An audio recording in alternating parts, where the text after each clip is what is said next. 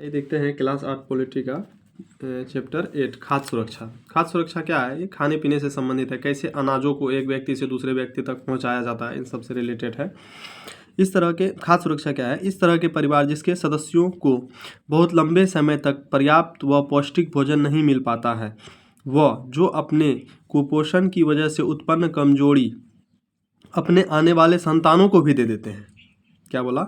जो अपने कुपोषण की वजह से उत्पन्न कमजोरी अपने आने वाले संतानों में भी दे देते हैं, उन्हें चिकरकालिक भूख कहते हैं। उन्हें चिकरकालिक भूख से ग्रस्त कहा जाता है। चिकरकालिक भूख से ग्रस्त कहा जाता है। इसलिए ऐसे परिवारों के लिए खाद्य सुरक्षित करना अत्यंत आवश्यक है। देखते हैं कुपोषण के बारे में दिया है ना। कुपोषण शरीर के लिए आवश्यक एवं पर्याप्त आहार का लंबे समय तक न मिल पाना। कुपोषण क्या है? शरीर के लिए आवश्यक एवं पर्याप्त आहार का लंबे समय तक न मिल पाना कुपोषण कहलाता है। कुपोषित माता पिता कुपोषित बच्चे को जन्म देते हैं। कुपोषित बच्चे अपनी उम्र से कम दिखते हैं और उसका विकास रुक जाता है। आगे देखते हैं कुपोषण की पहचान कैसे होती है।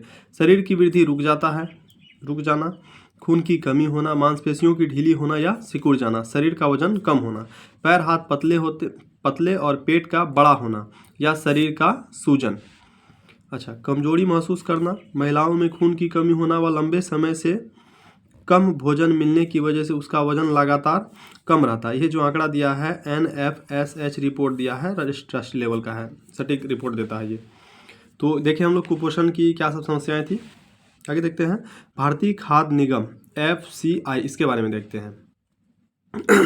FCI के माध्यम से सरकार द्वारा लोगों को अनाज, गेहूं और चावल दिए जाते हैं। किसके माध्यम से? FCI के माध्यम से लोगों को दिया जाता है क्या? अनाज, गेहूं और चावल। FCI खाद्यान्न उत्पादन वाले राज्यों से किसानों से गेहूं और चावल खरीदता है। क्या बोला? FCI भारतीय खाद्य निगम जो है, इसी को कहते हैं, खाद्यान्न उत्पादन वाले राज्यों के किसानों से गेहूं और चावल खरीदता है। किसानों को उनकी फसल के लिए पहले से ही घोषित कीमतें दी जाती है। इसी मूल्य को न्यूनतम समर्थन मूल्य MSP कहा जाता है। इन फसलों के उत्पादन को MSP के बारे में हम लोग पहले से जान चुके हैं। क्या होता है? मिनिमम सपोर्ट प्राइस, पिछले चैप्टर में हम लोग देख चुके हैं। इन फसलों के उत्पादन को प्रोत्साहन देने के उद्देश्य से बुआई के मौसम से पहले ही सरकार प्रत्येक वर्ष MSP की घोषणा करती है। क्या बोला? कि बुआई के समय से पहले ही सरकार किसकी? MSP की घोषणा कर देती है। मिनिमम सपोर्ट प्राइस, न्यूनतम समर्थन मूल्य की घोषणा करती है और खरीदे हुए अनाज को खाद्य भंडारों में रखे जाते हैं। वही MSP के आधार पे ही जो अनाज खरीदे जाते हैं उसे कहाँ रखा जाता है? खाद्य भंडार में रखा जाता है। और जहाँ पे रखा जाता है उस जगह को क्या कहते हैं हम लोग? Buffer stock. वह जो अनाज खरीद के रखा जाता है उसको क्या कहते हैं हम लोग? Buffer stock. FCI के इस बफर स्टॉक को सरकार राशन की दुकान के माध्यम से समाज में वितरित करती है। क्या बोले? कि ये जो FCI बफर स्टॉक में सामान रखी खरीद के, चावल गेहूं, यह FCI के बफर स्टॉक को सरकार राशन की दुकान के माध्यम से समाज में वितरित करती है। इसे सार्वजनिक वितरण प्रणाली कहते हैं। सार्वजनिक वितरण प्रणाली कहते हैं हम लोग, जिसको कोटा के रूप में जानते हैं।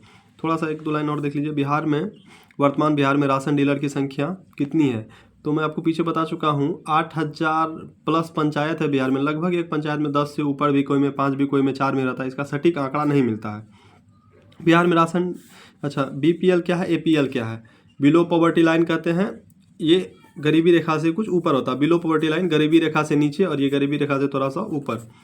सार्वजनिक वितरण प्रणाली के माध्यम से अनाज की अधिक पैदावार वाले क्षेत्र से कम पैदावार वाले क्षेत्र में खाद्यान्न पूर्ति के माध्यम से अकाल और भूखमरी की व्यापकता को रोकने के लिए महत्वपूर्ण भूमिका निभाई गई है।